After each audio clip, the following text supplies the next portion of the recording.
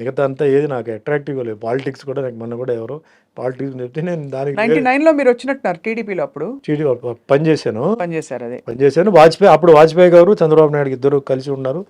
తర్వాత వాళ్ళు ఓడిపోయి తర్వాత నాకు ఎందుకో ఇప్పుడు కూడా నాకు మొన్న కూడా ఎందుకు మీరు కంటెస్ట్ చేయకూడదు అది అని చెప్తే బేసిక్లీ నాకు పొలిటికల్ సిస్టమ్ నాకు ప్రజెంట్ పొలిటికల్ సిస్టమ్ నాకు ఎందుకో నచ్చలేదండి. నా ఈ పార్టీ ఆ పార్టీని కాదు, కాశ్మీర్ టు కన్యాకుమారి వరకు నాకు కొన్ని డౌట్స్ ఉన్నాయి. అందువల్ల నేను వెళ్ళాలా వద్దా ఏంటనేది నేను కొంచెం అలా కొంచెం దూరంగా వచ్చాను. అంటే నేను చెప్పొచ్చా మీకు, చెప్పండి. జైల్లో ఉండి ఒక లీడర్ కంటెస్ట్ చేస్తాడు. జైల్లో ఒక లీడర్ ఏదో ఒక కేసు కింద జైల్లో ఉన్నాడు, అతను కంటెస్ట్ చేస్తున్నాడు కదా. జైల్లో ఉన్న ఖైదీలు ఎందుకు ఓటు చేయకూడదండి? అవును, అది కరెక్ట్ కాదంటారు అది కదా. ఆ ఖైదీలు పర్మనెంట్ ఖైదీలు కాదు, వాళ్ళు 5 రోజులకో 5 వారాలకో 5 నెలలకో వచ్చిన వాళ్ళు మా అయితే ఒక 4 సంవత్సరాలు ఉంటారు. ఆ ఓట్లన్నీ పోయిందిగా. అవును.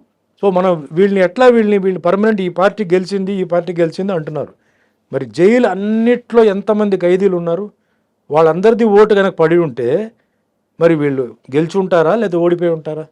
మరి అది అన్యాయం కదా. అది జైల్లో ఉన్న లీడరు జైల్లో ఉన్నాడు, క్రైమ్లో ఉన్నాడు, ఆడికి ఏదో శిక్ష పడింది లేకపోతే ఏదో జరుగుతుంది, వాడు కంటెస్ట్ చేయవచ్చు. జైల్లో ఉన్న ఖైదీలు ఓటు వేయకూడదు, అన్యాయం అది. ఇది ఒక పాయింట్. ఒక మనిషి లీడరు 2 చోట్ల పోటీ చేస్తాడు కదా, ఎమ్మెల్యే ఎంపీ. మనం ఎందుకు ఒకే చోట్ల ఓటు వేయాలి? మనం ఎందుకు 2 చోట్ల వేయకూడదు? పాయింటే. మరి ఇది క్లారిటీ అవ్వలేదు, జనాలకి ఏం తెలియదు. అందుకే ఏదో ఈ పార్టీ ఆపాడు, కాశ్మీర్ టు కన్యాకుమారి వరకు దీనికి క్లారిటీ కావాలి అంటున్నాడు. కరెక్ట్.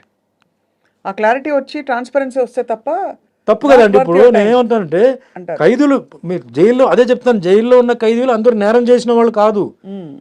వాళ్ళ మీద కొన్ని కేసులు కావాలని ఫ్రేమ్ చేసి కొన్ని బ్యాచ్ ఉంది, కొన్ని టైం బాగలేక ఏదో తప్పులు చేశారు వెళ్ళారు, కొందరు తప్పులు చేసిన వాళ్ళు ఉన్నారు, అది వేరే. బట్ ఒక పార్టీని ఎలక్షన్ చేసినప్పుడు వాళ్ళు కూడా హక్కు ఉంది కదా అంటున్నాను. ఉండాలి. వాళ్ళని ఎందుకు దూరం పెట్టి వాళ్ళని ఎందుకు అవాయిడ్ చేస్తున్నారు వీళ్ళు? అది కరెక్ట్ కాదు, పొలిటికల్ సిస్టమ్ కరెక్ట్ కాదు. అదే మాదిరిగా ఒక అతను 2 చోట్ల పోటీ చేస్తాడు, ఎంపీగా చెయ్యి, కానీ మనం ఒకటే ఓటు, ఓన్లీ 1 ఓట్, అది కరెక్టా? కరెక్ట్ కాదు కదా అది. ఇట్లా నాకు కొన్ని డౌట్స్. ప్లస్ మన డెవలప్మెంట్ ఎందుకు కావట్లేదు, ఇంత మార్పు గిరిపు వస్తుంది కదా, ఎందుకు కావట్లేదు? అమెరికా ఎందుకు అంత డెవలప్ అయి ఉంది అని ఒక నా కంపారిజన్, ఇది నా ఓన్. ఇది అమెరికాలో ఉంటున్న సోకాల్డ్ సెనేటర్స్ అంటే గవర్నర్స్ వీళ్ళందరూ అండి, ఏ సబ్జెక్ట్ ఉందో ఆ సబ్జెక్ట్లో దే ఆర్ వెల్ వర్స్డ్ అండి, they very well educated. Right. అంటే ఒక ప్రాబ్లం వస్తే దాన్ని ఎలా సాల్వ్ చేయాలి, ఇమ్మీడియట్గా దాన్ని ఎట్లా ట్యాకిల్ చేయాలి అనేది వాళ్ళకి ఆ సబ్జెక్ట్ ఉంది, they have learn the subject అండి. ఇక్కడ ఏమైందంటే ఎలక్షన్ రిజల్ట్ వచ్చిన తర్వాత అందరికీ పోస్టులు ఇవ్వాలంటే మినిస్టర్ పోస్టులు ఇవ్వాలండి. అసలు వాళ్ళకి అది సూట్ అవుతుందా, వాళ్ళకి అది తెలుసా తెలీదా అన్నది ఇక్కడ ఆలోచించకుండా ఇచ్చేస్తున్నారు మోస్ట్లీ. వాళ్ళు ఏం చేస్తున్నారు, ఇది వదిలేస్తే ఇంకా మళ్ళీ రాదని చెప్పేసి తీసేసుకుంటున్నారు. తీసేసుకుని వాళ్ళకి సబ్జెక్ట్స్ కొందరికి తెలుసు కొందరికి తెలియదు. తెలియని వాళ్ళు ఏం చేస్తాడు, అడ్వైజర్గా ఒక 5-6 మందిని పెట్టుకుంటున్నాడు. 5-6 మంది ఏం చెప్తారో అదే ఇతను చెప్తున్నాడు. అవును, ఇతను సొంత బుర్ర లేదు. ఆ 5-6 మంది వాళ్ళ స్వార్థం ప్రకారం చెప్పుకుంటారు కదా.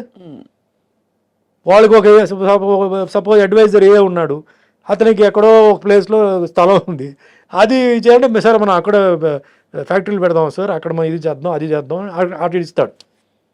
వీళ్ళకి తెలియదు కదా. సో వీళ్ళకి ఏంటంటే they have to show some progress.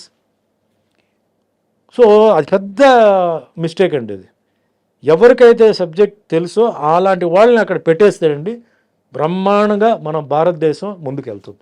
For example మొన్న జరిగిన దీంట్లో సెంట్రల్ మినిస్టర్గా మన రామ్మోహన్ నాయుడు, ఎర్రం నాయుడు గారు కొడుకుని పెట్టారండి.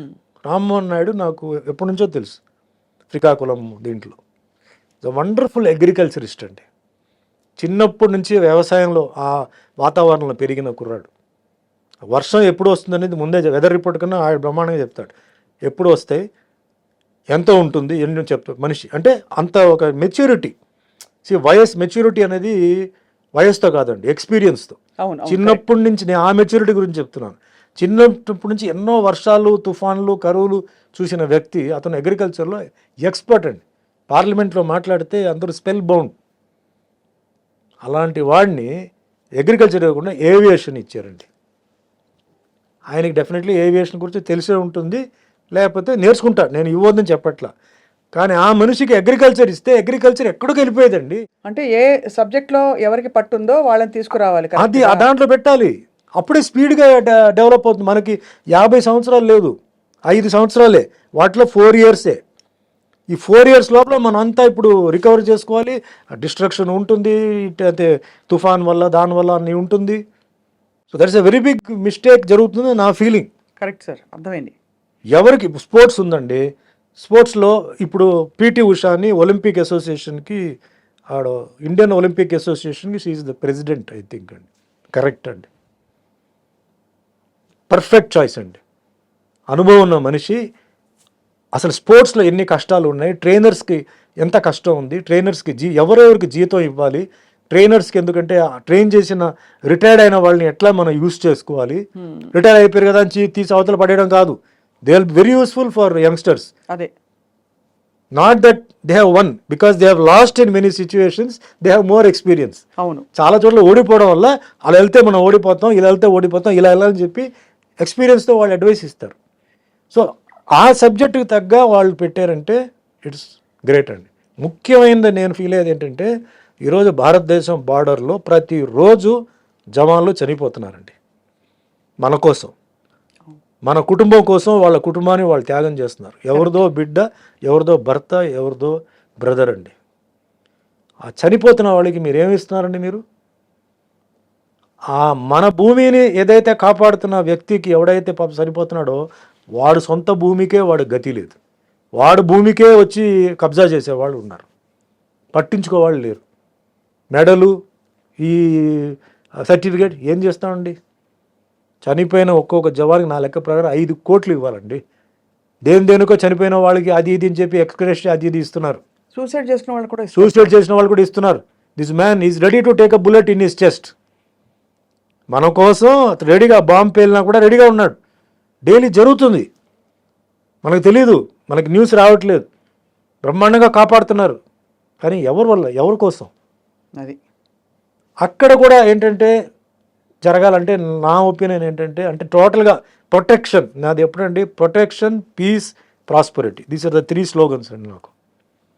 ప్రొటెక్షన్ కావాలంటే ఎవరైతే అంటే ఆర్మీ ఆర్ పోలీస్ ఆర్ ఏదైనా ఈ సెక్షన్ సంబంధించిన వాళ్ళు రిటైర్ అయిన వాళ్ళకి they have to give them some post అండి. అవును, అప్పుడు వాళ్ళు అడ్వైస్ బ్రహ్మాండంగా ఇస్తారు. వార్ చెప్పదు నేను 3 months తర్వాత వస్తాను చెప్పదండి. మిజైల్ రెడీగా ఉంది, ఎప్పుడు వచ్చి పడుతుందో తెలియదు. సడన్ అటాక్, అప్పుడు ఏం చేయాలి? అప్పుడు గొడుగు పెట్టుకొని మనం పరిగెత్తి వెళ్తామా? వాళ్ళకి తెలుసు, ఆ టాక్టిక్స్ అన్నీ తెలుసు. ఏ బార్డర్ని లాక్ చేయాలి, ఏ గేట్ని లాక్ చేయాలి, ఏం చేయాలి. They have to be given post and they should also come in to ruling party, they should be there in the opposition party. అవును, they should argue because it is protection. అలాగే police కూడా. అందుకే ఇప్పుడు teachers కోట, MLC అదంతా ఉంది చూసారా, అలాంటి కోట నేనేమన్నా ఆర్మీ వాళ్ళకి, పోలీస్ వాళ్ళకి కూడా ఇవ్వండి. ఎందుకంటే ఫస్ట్ దేశం వచ్చి సేఫ్గా ఉంటే అన్నీ జరుగుతాయి. కరెక్ట్. సేఫ్ లేదనుకోండి, మీరు డెవలప్మెంట్ చేసి ఏం ప్రయోజనం, మీరు ఆ ఇండస్ట్రీ తీసుకొచ్చి ఏం ప్రయోజనం అండి? అన్ని వ్యాలిడ్ పాయింట్స్ సుమన్ గారు మీరు చెప్పింది. I don't know how much మీరు ఎంతమందితో చెప్పారో తెలియదు, కానీ ఇది ఫస్ట్ టైం అయితే మాత్రం ఇంత ఓపెన్గా, ఓకల్గా ఈ విషయాలు చెప్పడం ఐ థింక్ చాలా వ్యాలిడ్ పాయింట్స్ చెప్పారు చాలా వరకు. డెఫినెట్గా మిమ్మల్ని ఎవరో స్పాట్ చేసి మీకు రావాల్సిన పద్ధతిలో, నాట్ బికాస్ ఆఫ్ ఎనీథింగ్, మీరు మీ కరాటే స్ట్రాటజీ ఎలా కొట్టాలని అలా అయితే ఏం చేస్తారో మీ క్లారిటీ అంత ఇదిగా ఉంది, ఇదిగా క్లియర్గా. అందుకే నేనేంటంటే ఇదన్నీ ఇంత గజిబిజి ఉన్నప్పుడు మనం వెళ్ళిపోయి ఎందుకు ఇది చేయడం. అండ్ ఒకే పర్సన్కి చాలా పోర్ట్ఫోలియోస్ ఇస్తారండి. మనిషే కదా అతను, ఎన్నని చూస్తాడు, ఆడ ఫ్యామిలీ చూసుకోవాలా, పోర్ట్ఫోలియోస్ చూసుకోవాలా, ఎంత టైం చూసుకుంటాడంటే 12 hours పని చేస్తాడు. అంతకనే చేయగలుగుతాడా? అంతకన్నా ఎక్కువ చేస్తే వాడు మిస్టేకులు చేస్తాడు. అవును. So why don't you expand the cabinet?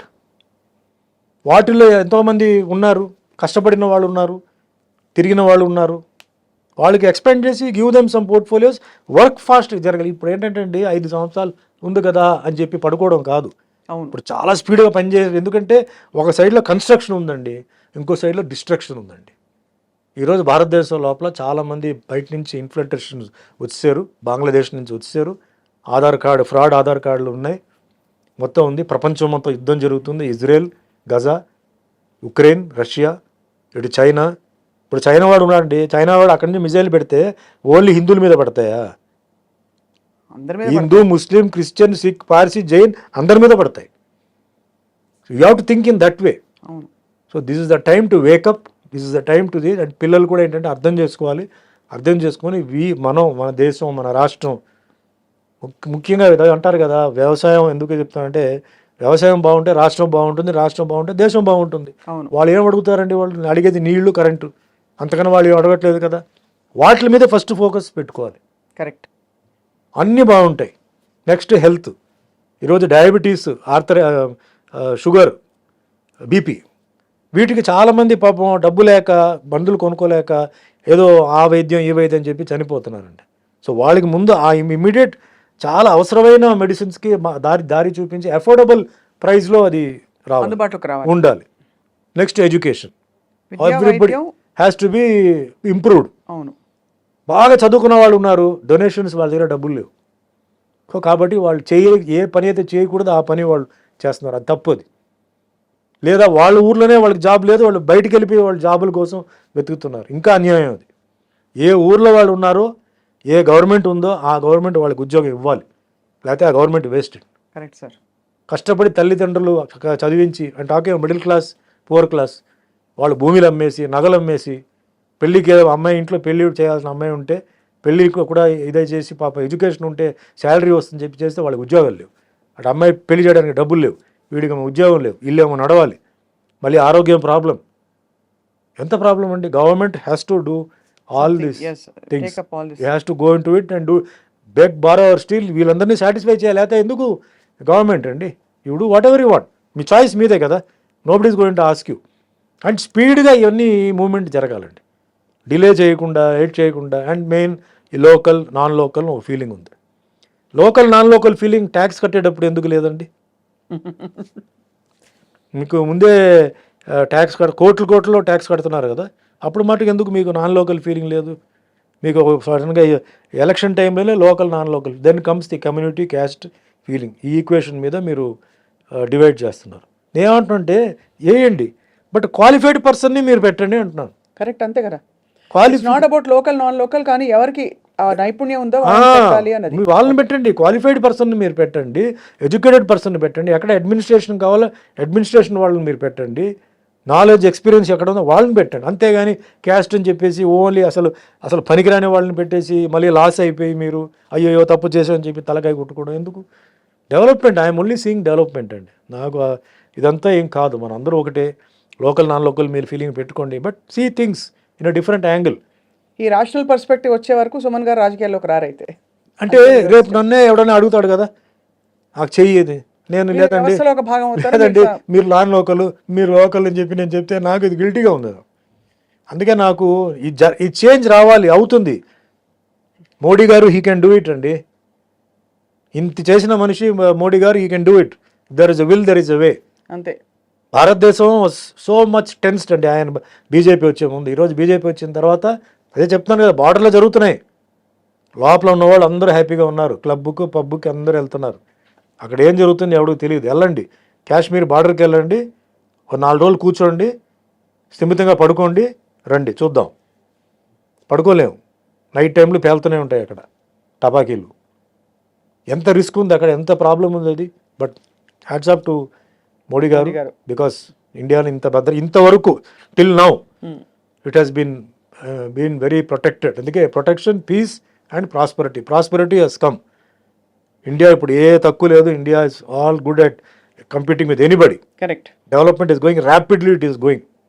So I'm seeing all the only things కొంచెం protection and peace, overall peace. Because of religion, దీనివల్ల కొన్ని ట్రబుల్స్ అక్కడెక్కడ ఉన్నాయి, which has to be solved. అందరూ ఒకటే అవ్వాలి, everybody has to be taken care, అందరికీ న్యాయం జరగాలి. అందుకే ఇవన్నీ చూద్దాం, చూసి ఇవన్నీ ఓకే అయితే అప్పుడు చూద్దాం.